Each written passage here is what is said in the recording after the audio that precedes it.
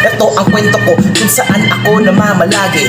PS5 na Rauno, bulihan silang Cavite. Dito ko nakilala, dito ko lumaki. Natutong dumiskarte sa mga barkada na pasali. Salamat nga pala sa mga totoo kong tropa. Kundi dahil sa inyo wala akong makakasama sa away at rambulan, sintukan at alitan. Kung minsan may kasiyahan yung di ko malilimutan. Napag-isipan kung gusto ko na rin magbago, lisanin ng lugar at pumunta ng ibang baryo na kung saan doon tahimik at walang gulo. Probinsya ng Cebu, Camotes Island, iniidolo. LCT-MNS pinagpatuloy pag-aaral sa Union San Francisco, nakita ko gandang asal. Tanang lugar sa Camotes, tindot pud og suruyan. Diripod ko nakatumpisa yang sinulian. Dili ko kalimot sa tanan nilang kaayo. Dagan po og ibendis ko dire sa among baryo. Nagbisaya na ko, kay prad ko nga bisaya. Kung dili ka kabalo, ayaw pagtuga-tuga.